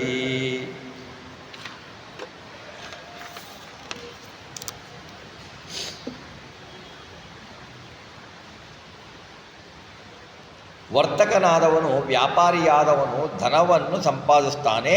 ಧನ ಸಂಪಾದನೆ ಮಾಡಿದವನು ಏನು ಮಾಡ್ತಾನೆ, ಅಲ್ಲಲ್ಲಿ ಗ್ರಾಮಾಂತರಗಳಿಗೆ ಹೋಗ್ತಾನೆ, ಅಲ್ಲಲ್ಲಿ ವ್ಯಾಪಾರ ಮಾಡ್ತಾನೆ, ತನ್ನ ಲಾಭಕ್ಕಾಗಿ ಜನರ ಮನೆಗಳಿಗೆ ಹೋಗ್ತಾನೆ. ಯಾರ ಮನೆಗೆ ಹೋಗಬಾರ್ದೋ ಎಲ್ಲರ ಮನೆಗೂ ಹೋಗ್ತಾನೆ. ತಾನು ತಂದ ಸರಕುಗಳನ್ನು, ಸಾಮಗ್ರಿಗಳನ್ನು ವಿಕ್ರಯ ಮಾಡಿ ದ್ರವ್ಯ ಲಾಭವನ್ನು ಸಂಪಾದಿಸ್ತಾನೆ. ನೋಡಿ, ವ್ಯಾಪಾರಿಗಳೇನು ಮಾಡ್ತಾರೆ, ತಮ್ಮ ಅಂಗಡಿಯಲ್ಲಿ ಇರ್ತಾರೆ, ಬಂದ ಜನಗಳಿಗೆ ಕ್ರಯವನ್ನು ತೆಗೆದುಕೊಂಡು ಬಿಟ್ಟು ತಮ್ಮ ಸಾಮಗ್ರಿಗಳನ್ನು ಕೊಡ್ತಾರೆ. ಆ ಸಾಮಗ್ರಿಗಳನ್ನು ಕೊಡುವ ಅಂತ ಹಾಗೆ ವರ್ತನೋಪಾದಿಯಲ್ಲಿ ಏನು ಮಾಡ್ತಾರೆ, ಅಧಿಕಾರಿಯಾದ ಅನ್ಯಗ್ರಾಮಗಳ ಅಧಿಕಾರಿಗಳೇನು ಮಾಡ್ತಾರೆ, ಅಧಿಕಾರಿಗಳು ಅಂದರೆ ಜ್ಞಾನಿಗಳು ಏನು ಮಾಡ್ತಾರೆ, ಅನ್ಯಗ್ರಾಮಗತರಾದ ಅಂದರೆ ಆ ಜ್ಞಾನಿಗಳು ಏನು ವರ್ತಕರ್ತರ ಏನಿರ್ತಾರೆ, ಆ ಜ್ಞಾನಿಗಳೇನಿರ್ತಾರೆ, ಆ ಜ್ಞಾನಿಗಳು ಅನ್ಯಗ್ರಾಮತರರಾದ ಅಂದರೆ ಬೇರೆ ಬೇರೆಯ ಮನೆಗಳಲ್ಲಿ ಹೋಗ್ತಾರೆ. ಮನೆಗಳಿಗೆ ಹೋಗಿ ತಮ್ಮ ಸಂಶಯಗಳನ್ನು ಭಕ್ತರನ್ನು ಕಂಡು ಕರ್ಮಾಖ್ಯ ಸಗ್ಗಳನ್ನು ಅವರಿಗೆ ಕೊಟ್ಟು ಏನು ಮಾಡ್ತಾರೆ ಅಂದರೆ ಭಗವದ್ ಭಕ್ತರ ಮನೆಗೆ ಹೋಗ್ತಾರೆ. ತಮಗೆ ಏನೋ ಸಂಶಯ ಇರುತ್ತೆ, ಭಗವದ್ ಭಕ್ತರಿಗೆ ತಮ್ಮ ಕರ್ಮ ಸೇವಕ ವೃತ್ತಿಯಿಂದ ಮಾಡಿ ಅದಕ್ಕೆ ವ್ಯಾಪಾರ ಅಂತ ತಿಳ್ಕೊಳ್ಳಿ ಕೊಟ್ಟು ಬಿಟ್ಟು ಜ್ಞಾನಾಖ್ಯ ಕರ್ಮ ಸಂಪಾದನೆ ಮಾಡ್ತಾರೆ, ಜ್ಞಾನವಂತವನ್ನು ಸಂಪಾದನೆ ಮಾಡ್ತಾರೆ. ಇಂತಹ ಲಾಭಕ್ಕೆ ಜ್ಞಾನಕ್ಕೋಸ್ಕರ, ಜ್ಞಾನ ಲಾಭ, ಅದಕ್ಕೋಸ್ಕರ ಸಜ್ಜನರ ಮನೆಗೆ ಹೋಗಿಬಿಟ್ಟು ಅವರ ಸೇವೆ ಮಾಡಿಬಿಟ್ಟು ಅವರಿಂದ ಜ್ಞಾನವನ್ನು ಪಡೆದುಕೊಳ್ತಾರೆ, ಸಚ್ಚಾಸ್ತ್ರ ಶ್ರವಣ ಮಾಡ್ತಾರೆ. ಹಾಗೆ ಸಚ್ಚಾಸ್ತ್ರ ಶ್ರವಣಕ್ಕೋಸ್ಕರ ಬರೆಯವರ ಮನೆಯಲ್ಲಿ ಸಂಚರಿಸು, ಶ್ರವಣ ಮಾಡುವನಾಗು. ಆ ಶ್ರವಣ ಮಾಡಿದ್ದನ್ನು ಮನನಗೈದುಕೊಳ್ಳು. ಶ್ರವಣ ಮಾಡ್ತೀವಿ, ಬಿಟ್ಟು ಹೋಗ್ಬಿಡ್ತೀವಿ. ಶ್ರವಣ ಮಾಡಿ ಮನದಲ್ಲಿ ಏನು ಹೇಳಿದರು ಆಚಾರ್ಯರು, ಬುಕ್ನಲ್ಲಿ ಏನಿದೆ, ನಮಗೆ ಏನು ಒಳೆಯುತ್ತೆ, ಮನನ ಮಾಡಿ ಹೀಗೆಲ್ಲ ಹೀಗೆ ಅಂತ ಮನನ ಮಾಡಿ ಅನುಷ್ಠಾನ ಮಾಡಬೇಕು. ಅದನ್ನು ಯೋಗ್ಯರಾದವರಿಗೆ ಉಪದೇಶ ಮಾಡಬೇಕು. ಬಹುಮಂದಿ ಜ್ಞಾನಿಗಳು ಕೋವಿದರ ಮನೆಗಳಲ್ಲಿ ಸಂಚಾರ ಮಾಡಿ ಅಲ್ಲಲ್ಲಿ ಮಧುಮಕ್ಷಿಕ ಅನೇಕ ಪುಷ್ಪಗತ ಹೆಂಗೆ ಜೇನುನೊಣ ಅನೇಕ ಪುಷ್ಪಗಳಿಗೆ ಹೋಗಿಬಿಟ್ಟು ಮಕರಂದವನ್ನು ಒಂದೇ ಹೂಗಳಲ್ಲಿ ತೊಗೊಳ್ಳಲ್ಲ, ಅದು ಮಕರಂದವನ್ನು ಅನೇಕ ಹೂಗಳು. ಹಾಗೆ ಜ್ಞಾನಿ ಏನು ಮಾಡ್ತಾನೆ, ಅನೇಕ ಜ್ಞಾನಿಗಳ ಮನೆಗಳಿಗೆ ಹೋಗಿ ಅವರಿಂದ ಸ್ವಲ್ಪ ಭಗವಂತನ ಪ್ರೀತಿಯನ್ನು, ಭಗವಂತನ ಜ್ಞಾನವನ್ನು ತಿಳಿದುಕೊಂಡು ಅನೇಕ ಮನೆಗಳಿಗೆ ಹೋಗಿ ಸಂಗ್ರಹ ಮಾಡುವಂತೆ ಭಗವತ್ ತತ್ವಾದಿ ವಿಷಯಗಳನ್ನು ತಿಳಿದುಕೊಂಡು ಬಂದು ಲಾಭ ಸಂಪಾದಿಸುವಂತೆ ಇರುವನಾಗು ಅಂತ ಹೇಳ್ತಾರೆ. ನೋಡಿ, ನಾವೇನು ಮಾಡ್ತೀವಿ, ದಾಸರು ಹೇಳ್ತಾರಲ್ವ, ಅನ್ನ ವ್ಯಸನಕ್ಕಾಗಿ ಅನುದಿನವೂ ಯಾಚಿಸುತ್ತಾ ಅನ್ಯರ ಮನೆ ಬಾಗಿಲ ಕಾಯ್ದೆ. ನಾವೇನು ಮಾಡ್ತೀವಿ, ಊಟಕ್ಕೆ ಇವರಿಗೆ ಯಾರಿಗೆ ಕಾಲು ಬೀಳಬಾರ್ದೋ ಅವ್ರಿಗೆ ಕಾಲು ಬೀಳ್ತೀವಿ, ಯಾರ ಮನೇಲಿ ಸೇವೆ ಮಾಡಬಾರ್ದೋ ಅವ್ರಿಗೆ ಸೇವೆ ಮಾಡ್ತೀವಿ. ಅನ್ನ ವ್ಯಸನಕ್ಕಾಗಿ ಹುಚ್ಚು ನಾಯಿಯ ಹಾಗೆ ಮನೆ ಬಾಗಿಲನ್ನು ಕಾಯ್ತೀವಿ.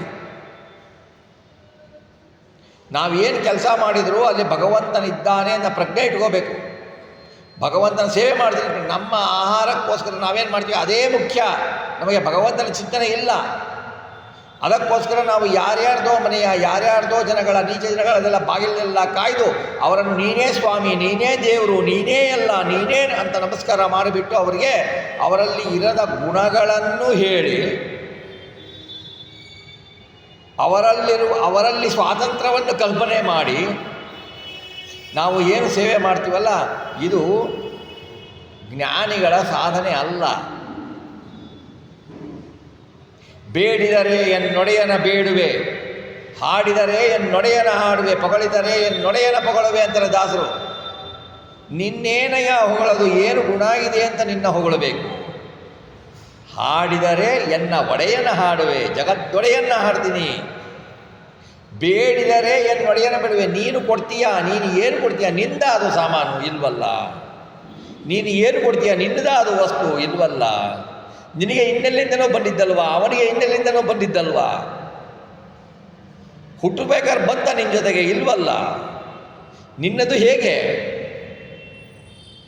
ನಿನ್ನದಲ್ಲದ್ದನ್ನು ನನಗೆ ಕೊಡ್ತೀನಿ ಅಂತ ಹೇಳ್ತೀಯಲ್ಲ. ನಿನ್ನದಲ್ಲದ್ದನ್ನು ಕೊಡುವಂತ ಕೇಳ್ತೀನಲ್ಲ ನಾನು. ನಿನ್ನದಲ್ಲ. ಕೊಡಲಿಕ್ಕೆ ನೀನ್ಯಾರು? ತಗೊಳ್ಳಿಕ್ಕೆ ನಾನ್ಯಾರು? ನಿನ್ನಲ್ಲಿ ನಿಂತು ಪರಮಾತ್ಮ ನಿನ್ನ ಕರ್ಮಕ್ಕೆ ಅನುಸಾರವಾಗಿ ನನಗೆ ಕೊಡುವ ಬುದ್ಧಿ ಕೊಟ್ಟು ನನಗೆ ಕೊಡಿಸ್ತಾನೆ. ನನ್ನಲ್ಲಿ ನಿಂತು ಬೇಡಿ ಕೊಡಿಸ್ತಾನೆ. ಅದು ಬಿಟ್ಟುಬಿಟ್ಟು ನಾವು ಭಗವಂತನ ಜ್ಞಾನ ಇಲ್ಲದೆ ಎಲ್ಲರನ್ನು ಬೇಡಿ ಬೇಡಿ ನೀನೇ ರಾಜ, ನೀನೇ ದೇವರು, ಎಲ್ಲ ನೀನೇ ದೇವರು ಕೊಡು ಅಂತ ಅಂದುಬಿಟ್ಟು ಮಾಡಿದರೆ ಅದು ಜ್ಞಾನಿಗಳ ಲಕ್ಷಣ ಅಲ್ಲ.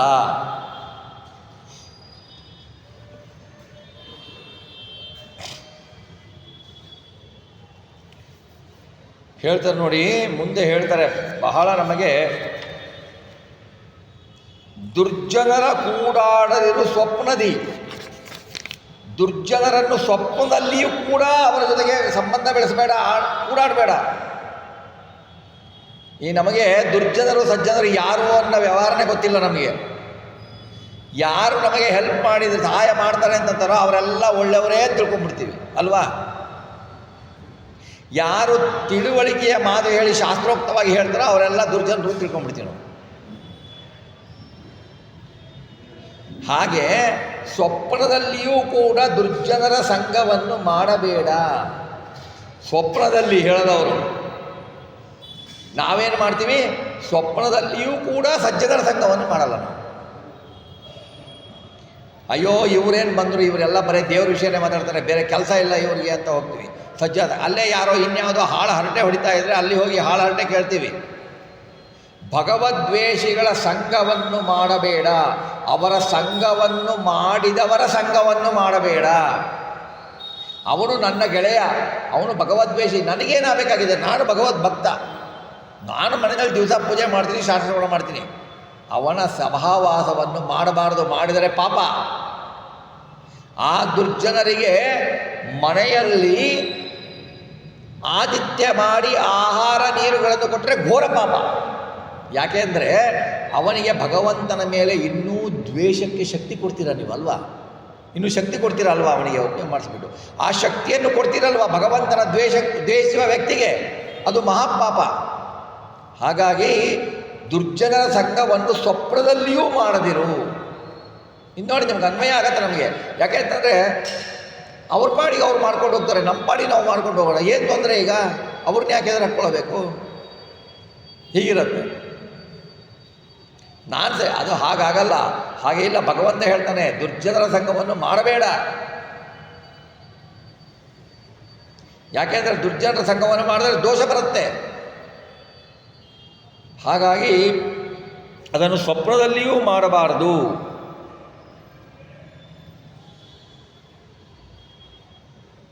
ಹಾಗೆ ಮಾಡದೇನೆ ಪರಮಾತ್ಮ ಸರ್ವೋತ್ತಮ ಸರ್ವತಂತ್ರ ಸ್ವತಂತ್ರ ಎಂದು ತಿಳಿದು ಮನದಲ್ಲಿ ದೈನ್ಯ ರೂಪವಾದ ವಂದನೆ ಮಾಡತಕ್ಕ ಅಧಿಕಾರಿಗಳಿಗೆ ಭಗವಂತ ಏನು ಮಾಡ್ತಾನೆ? ತನ್ನ ಸಂದರ್ಶನಾಖ್ಯ ಮಹಾಫಲವನ್ನೇ ಕೊಡ್ತಾನೆ. ಇಹದಲ್ಲಿಯೂ ಕೊಡ್ತಾನೆ, ಸ್ವರ್ಗದಲ್ಲಿಯೂ, ಸ್ವರ್ಗಾದಿ ಮಹಾಲೋಕಗಳಲ್ಲಿಯೂ ಕೊಡ್ತಾನೆ. ಇದಕ್ಕೆ ಹೇಳ್ತಾರೆ ಜ್ಞಾನೇನ ಇವ ಪರಂಪದಂ ಯಾತಿ ತಸ್ಮಾತ್ ವಿರಕ್ತ ಸನ್ ಜ್ಞಾನಮೇವ ಸಮಾಶ್ರಯಾತ್ ಅಂತ ಶ್ರೀಮದ್ ಆಚಾರ್ಯರ ಅಣುಭಾಷ್ಯದಲ್ಲಿ ಹೇಳ್ತಾರೆ. ಇರುವುದರಿಂದ ಶ್ರೀ ಭಗವದನುಗ್ರಹಕ್ಕೆ ಫಲ ಹೊಂದಬೇಕಾದರೆ ಗುರುಗಳ ದ್ವಾರ ಸಚ್ಚಾಸ್ತ್ರ ಶ್ರವಣ ಆಗಬೇಕು, ಮನನದಿಂದ ಜ್ಞಾನ ಉತ್ಪತ್ತಿ ಆಗಬೇಕು. ಆವಾಗ ಮಹಾನಂದವನ್ನು ನೋಡಬೇಕು. ಗುರುಗಳ ಮುಖೇನ ಶಾಸ್ತ್ರ ಶ್ರವಣ ಮಾಡಿ ಭಗವಂತನ ಗುಣಗಳನ್ನು ಯಥಾಶಕ್ತಿ ಮನನ ಮಾಡ್ತಾ ಬಂದರೆ ಆವಾಗ ಮನಸ್ಸಿನಲ್ಲಿ ಆನಂದ. ಭಗವಂತ ಎಂಥ ಮಹಿಮಪ್ಪ, ಏನು ಗುಣ ಇದೆ ಭಗವಂತನಲ್ಲಿ, ಏನು ಕರುಣಾನಿಧಿ ಇವನು, ಏನು ಕರುಣೆ ಮಾಡ್ತಾನೆ ನಮ್ಮ ಮೇಲೆ, ಎಂಥ ಪರಾಕ್ರಮ ಇವನು ಅಂತ ಭಗವಂತನ ಗುಣಗಳನ್ನು ಮನನ ಮಾಡ್ತಾ ಮಹದಾನಂದ, ರೋಮಾಂಚನವಾಗಿ ಮಹದಾನಂದವನ್ನು ಪಡೆಯಬೇಕು ಅಂಥವನು ಭಗವದ್ಭಕ್ತ ಅನ್ನಿಸ್ತಾನೆ ಅಂತ ತಾತ್ಪರ್ಯ. ಕಾರಕ ಕ್ರಿಯ ದ್ರವ್ಯ ವಿಭ್ರಮ ಮೂರು ವಿಧ ಜೀವರಿಗೆ ಬಹು ಸಂಸಾರಕ್ಕಿವು ಕಾರಣ ಎನಿಸವು ಎಲ್ಲ ಕಾಲದಲ್ಲಿ. ದೂರ ಓಡಿಸಿ ಭ್ರಾಮಕತ್ರಯ ಮಾರಿಗೊಳಗಾಗದಲೆ ಸರ್ವಾಧಾರಕನ ಚಿಂತಿಸುತ್ತಲಿರು ಸರ್ವತ್ರ ಮರೆಯದಲೇ.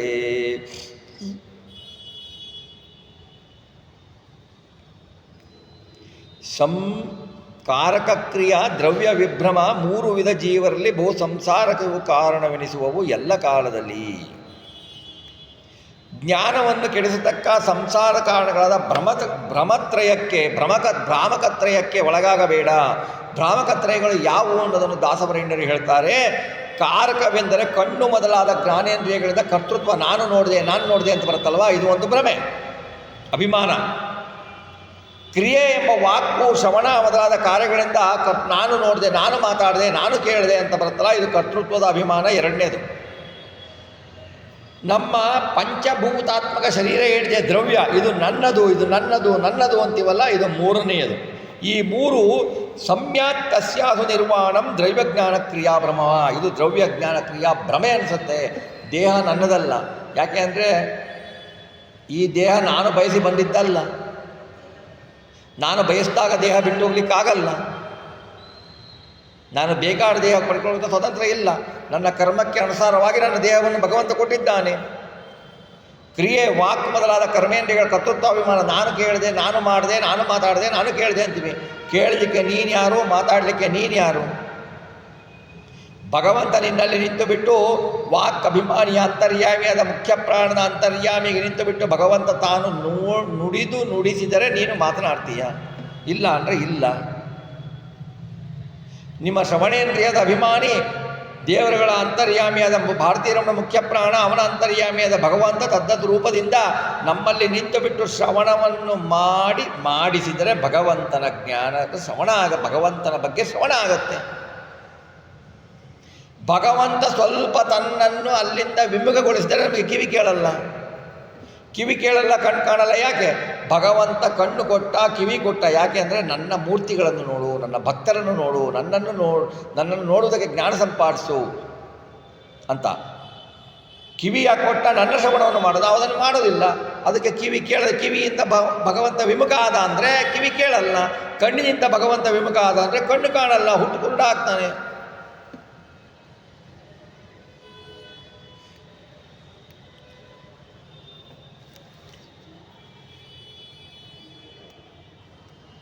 ನಾನು ಮಾಡ್ತೇನೆ ಅಂತ ಕಾರಕ. ಇಂದ್ರಿಯ ಜನ್ಯಾದಿ ವ್ಯಾಪಾರಗಳು, ನಾನು ನೋಡ್ತೇನೆ, ನಾನು ಮೂಸ್ತೇನೆ, ನಾನು ಮಾತಾಡ್ತೇನೆ, ನಾನು ತಿಂತೇನೆ ಎನ್ನುವುದು, ನಾನು ಮಾಡ್ತೇನೆ ಎನ್ನುವುದು ಕ್ರಿಯಾ. ಪಂಚಭೂತದಲ್ಲಿರುವ ಶರೀರ, ಹಣ, ಬಂಗಾರ ಇವುಗಳು ನನ್ನದು ಎನ್ನುವ ವಿಭ್ರಮ, ಇವು ಭ್ರಮತ್ರಯಗಳು. ಇದು ಮುಕ್ತರಿಗೆ, ನಿತ್ಯ ಸಂಸಾರಿಗಳಿಗೆ, ತಮೋಯೋಗರಿಗೆ, ಈ ಮೂರು ವಿಧ ಜೀವರಿಗೆ ಇವು ಪೂರ್ವೋಕ್ತವಾದ ಕಾರಕ ದ್ರವ್ಯಗಳು. ಇವು ಬಹಳ ಬಹುಸಂಸಾರಕ್ಕೆ ಕಾರಣವಾಗುತ್ತೆ. ಒಂದಲ್ಲ ಎರಡಲ್ಲ, 84 ಲಕ್ಷ ಯೋನಿಗಳಲ್ಲಿ ಬರಲಿಕ್ಕೆ ಕಾರಣ ಆಗತ್ತೆ ಇದು. ತದ್ವಾರ ಬಹು ದುಃಖಗಳನ್ನು ಅನುಭವಿಸಲಿಕ್ಕೆ ಕಾರಣ ಯಾವುದು? ಇವೇ ಕಾರಕ ದ್ರವ್ಯಗಳು. ಕ್ರಿಯಾ, ದ್ರವ್ಯ, ವಿಭ್ರಮ ಇವುಗಳು ಕಾರಣ.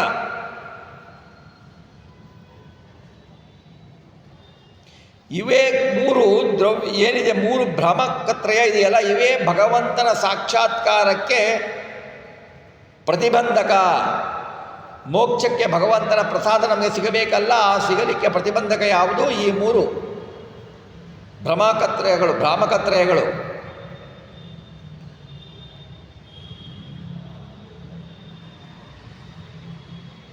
ಅವನ್ನು ಯಾವಾಗಲೂ ಸರ್ವಕಾಲದಲ್ಲೂ ಅವ್ರನ್ನ ದೂರ ಓಡಿಸಿಬಿಟ್ಟು, ಆ ಭ್ರಮಾತ್ಮಕ ತ್ರಯಗಳನ್ನು ಓಡಿಸಿಬಿಟ್ಟು, ಸರ್ವತ್ರ ಎಲ್ಲೆಲ್ಲಿಯೂ ಕೂಡ ಚರಾಚರ ಸರ್ವತ್ರ ವ್ಯಾಪ್ತನಾದ ಹೃದಯಗತ ಬಿಂಬರೂಪಿಯಾದ ಪರಮಾತ್ಮನನ್ನು ಸರ್ವಧಾರಣೆ ಮಾಡಿದವನು. ಇಡೀ ಬ್ರಹ್ಮಾಂಡವನ್ನೇ ಒಳಗೂ ಹೊರಗೂ ಧಾರಣೆ ಮಾಡಿರುವವನು. ಬ್ರಹ್ಮಾಂಡದಲ್ಲಿರುವ ಹೊರಗಿರುವ ಎಲ್ಲ ಜೀವಿಗಳನ್ನೂ ಧಾರಣೆ ಮಾಡಿರುವ ಭಗವಂತ ಅವನನ್ನು ಚಿಂತಿಸ್ತಾ ಇರು, ಮನಸ್ಸಿನಲ್ಲಿ ನೋಡ್ತಾ ಧ್ಯಾನ ಮಾಡ್ತಾ ಇರು. ಯಾವಾಗಲೂ ನಾನು ಅಸ್ವತಂತ್ರ ಎನ್ನುವ ಎಚ್ಚರ ಇರಬೇಕು. ಸರ್ವಕರ್ಮವು ಭಗವದಾಜ್ಞೆಯಿಂದ ನಡೆಯುತ್ತಾ ಇದೆ. ಭಗವಂತ ನಮ್ಮಲ್ಲಿ ನಿಂತು ನಡೆಸ್ತಾ ಇದ್ದಾನೆ ಅಂತ ತಿಳ್ಕೊಳ್ಬೇಕು.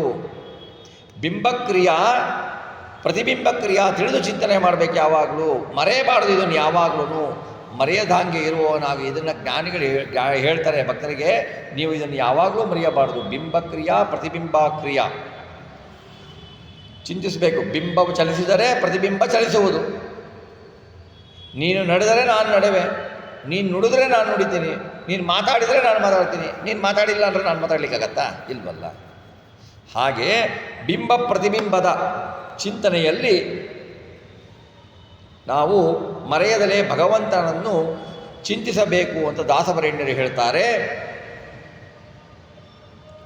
ಮುಂದೆ ಹೇಳ್ತಾರೆ, ಕರ್ಮವ ಮಾಡಿದರೆ ವಿಸ್ಮರಣೆ ಕಾಲದಿ ಮಾತುಗಳಿಗುತ್ತರವ ಕೊಡದಲೆ ಸುಮ್ಮನಿಪ್ಪನು ಜಾಗರಾವಸ್ಥಿ.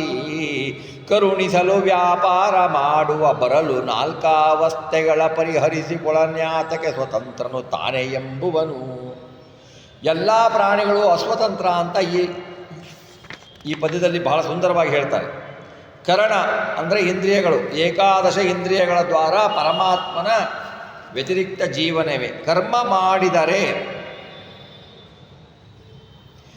ಆಯಾ ಇಂದ್ರಿಯಗಳಿಂದ ಹುಟ್ಟಿದ ಕಾರ್ಯರೂಪವಾದ ನೋಡೋಣ, ಕೇಳೋಣ ಮೊದಲಾದ ಕರ್ಮಗಳೇನಿವೆ ಒಬ್ಬನೇ ಮಾಡಿದರೆ ವಿಸ್ಮರಣೆ ಕಾಲದಿ, ಈಗ ನಾನು ಮಾಡ್ತೀನಿ, ನಾನು ಕೇಳ್ತೀನಿ, ನಾನು ನೋಡ್ತೀನಿ, ನಾನು ಮಾತಾಡ್ತೀನಿ, ನಾನು ತಿಂತೀನಿ, ಇವೆಲ್ಲ ನಾವು ಮಾತಾಡ್ತೀವಿ ಅಲ್ವಾ?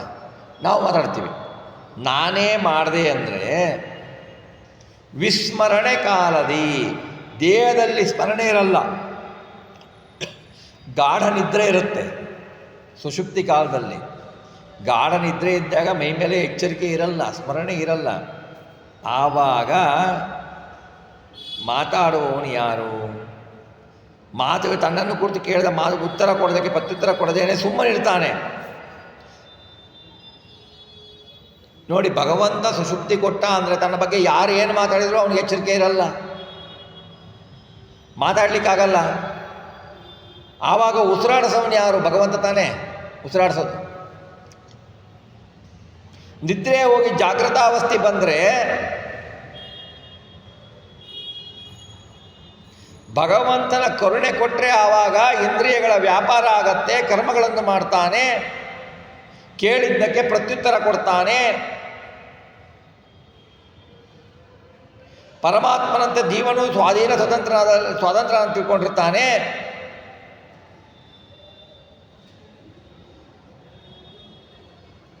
ಹೀಗೆ ತಾನೇ ಸ್ವತಂತ್ರ ಅಂತ ತಿಳಿದುಕೊಳ್ಳುವ ಮನುಷ್ಯ ಎಷ್ಟರ ಮಟ್ಟಿಗೆ ಸ್ವತಂತ್ರ ಇದ್ದಾನೆ? ಜಾಗ್ರತೆ, ಸ್ವಪ್ನ, ಸುಷುಪ್ತಿ, ಗಾಢನಿದ್ರ ಈ 4 ಅವಸ್ಥೆಗಳು ತನಗೆ ಬಾರದಂತೆ ಮಾಡ್ಕೋಬಹುದಲ್ವಾ? ಇವನು ಇಷ್ಟು ಸ್ವತಂತ್ರ ಅಂದ್ಕೊಂಡಿದ್ರೆ ತನಗೆ ಈ 4 ಅವಸ್ಥೆಗಳೇನಿದ್ದಾವೆ ಇವನು ಬರದೇ ಇಲ್ಲದಂಗೆ ಮಾಡ್ಕೋಬೋದು ಅವನು ಅಲ್ವಾ? ನಾವು ಸ್ವತಂತ್ರ ಆಗಿದ್ರೆ ನಮ್ಗೆ ಬೇಡ ಅಂದರೆ ಬಿಡಬೇಕದು, ಬಿಡಲ್ವಲ್ಲ? ಯಾಕೆ ಪರಿಹಾರ ಮಾಡಿಕೊಳ್ಳಲ್ಲ ಅಂದರೆ ಇದರ ತಾತ್ಪರ್ಯ ಏನಪ್ಪ ಅಂದರೆ, ಎಲ್ಲ ಇಂದ್ರಿಯಗಳ ವ್ಯಾಪಾರಕ್ಕೆ ಜೀವನು ಸ್ವತಂತ್ರನಲ್ಲ. ನಾವು ನೋಡಿದ್ದನ್ನು, ನಾವು ನೋಡಬೇಕು ಅನಿಸುವುದನ್ನು ನೋಡಲಿಕ್ಕಾಗಲ್ಲ. ಎಷ್ಟೋ ಸಾರಿ ನೋಡಿ, ನಮಗೆ ಬೇಕಾದವರು ಯಾರೋ ಹೋಗ್ತಾ ಇರ್ತಾರೆ, ನಾನು ನಿಮ್ಮ ಹತ್ರನೇ ಹೋದೆ, ನೀನು ನೋಡಲಿಲ್ಲ ಅಂದಾಗ ನಮ್ಮ ದೃಷ್ಟಿ ಅವನ ಮೇಲೆ ಬಿದ್ದಿರಲ್ಲ, ಭಗವಂತ ನಮ್ಮ ಕಣ್ಣನ್ನು ಕಡೆ ಹಾರ್ತಿರಲ್ಲ ಅಲ್ವಾ? ನಾವು ನೋಡಿರಲ್ಲ. ನಾವು ಹೇಳಿದ ಮೇಲೆ ಅಯ್ಯೋ ನಾನು ನೋಡಲೇ ಇಲ್ಲ ಅಂತ ಹೇಳ್ತೀವಿ. ಅಯ್ಯೋ ನೀವು ಹೇಳಿದ್ದಾರೆ ಕೇಳಲೇ ಇಲ್ಲ, ಅಲ್ಲೇ ಇರ್ತೀವಿ, ಕೇಳಲೇ ಇಲ್ಲ ಅಂತಂತೀವಿ. ಆ ಇಂದ್ರಿಯಗಳ ವ್ಯಾಪಾರಕ್ಕೆ ಜೀವ ಪರಮಾತ್ಮ ಏನು ಮಾಡ್ತಾನೆ? ಇಂದ್ರಿಯ ಅಂತರ್ಗತ ಅಭಿಮಾನಿ ದೇವತೆಗಳು ತತ್ತದ್ವಾರ ಮುಖ್ಯ ಪ್ರಾಣದ ದ್ವಾರ ನಮ್ಮ ಇಂದ್ರಿಯಗಳನ್ನು ನಿಯಮನ ಮಾಡ್ತಾನೆ. ಅದರಿಂದ ಇಂದ್ರಿಯ ವ್ಯಾಪಾರ ಮಾಡಿಸ್ತಾನೆ. ತದ್ವ್ಯತಿರಿಕ್ತ ಇಂದ್ರಿಯಗಳಿಗೆ ವ್ಯಾಪಾರವಿಲ್ಲ. ಭಗವಂತನ ಇಚ್ಛೆ ಬಿಟ್ಟು ಅವಕ್ಕೆ ಇಂದ್ರಿಯಗಳಿಗೆ ವ್ಯಾಪಾರ ಇಲ್ಲ. ಪರಮಾತ್ಮನೇ ಸರ್ವಸ್ವತಂತ್ರ, ಜೀವರು ಅವನ ಅಧೀನ ಸ್ವತಂತ್ರರು ಎಂದು ತಿಳಿಬೇಕು. ಎಂದು ತಿಳಿದು ಬಿಟ್ಟು ಭಗವಂತನ ಉಪಾಸನೆಯನ್ನು ಮಾಡಬೇಕು. ಭಗವಂತನ ಉಪಾಸನೆಯನ್ನು ಮಾಡಬೇಕು ಅಂತ ಹೇಳ್ತಾರೆ. ನಾವು ಏನೇನು ಕರ್ಮಗಳನ್ನು ಮಾಡ್ತೀವೋ ಅದೆಲ್ಲವೂ ಭಗವಂತನ ಅಧೀನ. ಇಂದ್ರಿಯಗತ ವ್ಯಾಪಾರ ಮಾಡುವುದು ಭಗವಂತ. ಆ ಇಂದ್ರಿಯಗಳ ಅಭಿಮಾನಿಗಳಲ್ಲಿ ಕುಳಿತುಕೊಂಡು ಬಿಟ್ಟು ಅವರಲ್ಲಿ ಅಂತರ್ಗತನಾದ ಮುಖ್ಯ ಪ್ರಾಣದ ಅಂತರ್ಯಾಮಿಯಾಗಿ ಭಗವಂತ ನಮ್ಮ ಕರ್ಮಗಳಿಗೆ, ನಮ್ಮ ಕರ್ಮಗಳಿಗೆ ಉಚಿತವಾಗಿ ಭಗವಂತ ಅನುಸಾರಿಯಾಗಿ ಭಗವಂತ ಏನು ಮಾಡ್ತಾನೆ ಅಂತಂದರೆ ಇಂದ್ರಿಯಗಳ ವ್ಯಾಪಾರಗಳನ್ನು ಮಾಡಿಸ್ತಾನೆ ಭಗವಂತ. ಅವನಿಗೆ ಅದರ ಲೇಪವಿಲ್ಲ ಅನ್ನುವುದನ್ನು ನಾವು ತಿಳಿದುಕೊಳ್ಳಬೇಕು.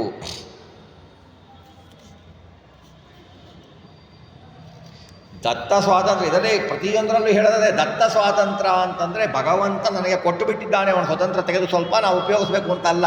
ಅವನು ಒಂದು ಅಂಶದಿಂದ ಅಲ್ಲಿದ್ದಾನೆ, ಇದ್ದು ನಿಮ್ಮಲ್ಲಿ ಮಾಡಿಸ್ತಾನೆ. ನಮಗೆ ಸ್ವತಂತ್ರ ಪ್ರಯತ್ನ ಯಾವುದೂ ಇಲ್ಲ ಅಲ್ವಾ?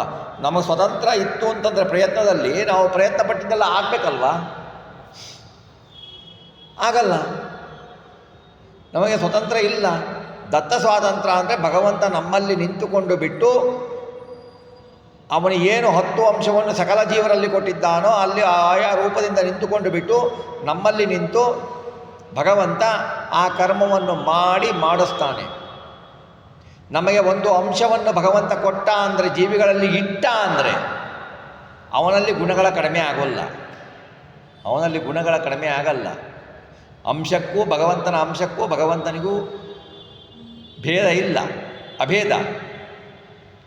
ಭಗವಂತ ನಮ್ಮ ಉದ್ಧಾರಕ್ಕಾಗಿ ಒಂದು ಅಂಶವನ್ನು ತೆಗೆದು ಇಲ್ಲಿ ಇಡ್ತಾನೆ. ಅವನ ಇಚ್ಛೆಯಿಂದ ಆಯಾ ರೂಪಗಳಿಂದ ಇರ್ತಾನೆ. ಭಗವಂತನ ರೂಪಗಳಿಗೂ ಗುಣಗಳಿಗೂ ಭೇದ ಇಲ್ಲ. ಭಗವಂತನ ರೂಪಗಳಿಗೂ ಗುಣಗಳಿಗೂ ಭಗವಂತನಿಗೂ ಭೇದ ಇಲ್ಲ. ಹಾಗಾಗಿ ಭಗವಂತ ಅನೇಕ ರೂಪಗಳಿಂದ ನಮ್ಮಲ್ಲಿ ಇದ್ದು ಕಾಪಾಡ್ತಾನೆ. ಅವನು ನಮ್ಮಿಂದ ಕರ್ಮಗಳನ್ನು ಮಾಡಿಸ್ತಾನೆ. ಇದೇ ದತ್ತ ಸ್ವಾತಂತ್ರ್ಯ ಅಂತ ತಿಳ್ಕೊಳ್ಬೇಕು ಅನ್ನೋದಲ್ಲಿಗೆ ಇವತ್ತಿನ ದತ್ತ ಸ್ವಾತಂತ್ರ್ಯ ಚಿಂತನೆಯನ್ನು ನಾವು ಇಲ್ಲಿಗೆ ಜಗನ್ನಾಥದಾಸರ ಅಂತರ್ಗತ ಭಾರತೀಯ ಮುಖ್ಯ ಪ್ರಾಣಾಂತರ ಲಕ್ಷ್ಮೀನಾರಾಯಣಗೆ ಅರ್ಪಿಸೋಣ. ನಾಳೆಯ ದಿವಸ ಈ ಪ್ರವಚನ ಮಾಲಿಕೆಯ ಮಂಗಳದ ದಿವಸ ನಾಳೆ ಈ ಜಗನ್ನಾಥದಾಸರ ದತ್ತ ಸ್ವಾತಂತ್ರ್ಯದ ಸಂಧಿಯ ಸಮಾಪ್ತಿಯಾಗತ್ತೆ. ಹಾಗೆಯೇ ಸ್ವಗತ ಸ್ವಾತಂತ್ರ್ಯದ ಸ್ವಲ್ಪ ಒಂದೆರಡು ಶ್ಲೋಕಗಳನ್ನು ಚಿಂತನೆ ಮಾಡೋಣ ಅಂತ ಹೇಳಿಬಿಟ್ಟು ಇವತ್ತಿನ ಈ ಪ್ರವಚನ ಮಾಲಿಕೆಯ ಇಂದಿನ ಚಿಂತನೆಯನ್ನು ರಾಘವೇಂದ್ರ ಸ್ವಾಮಿಗಳ ಅಂತರ್ಗತ ಭಾರತೀಯ ಮುಖ್ಯ ಪ್ರಾಣಾಂತರ ಲಕ್ಷ್ಮೀನಾರಾಯಣಿಗೆ ಅರ್ಪಿಸುತ್ತಿದ್ದೇನೆ. ಶ್ರೀಕೃಷ್ಣಾರ್ಪಣಮಸ್ತು.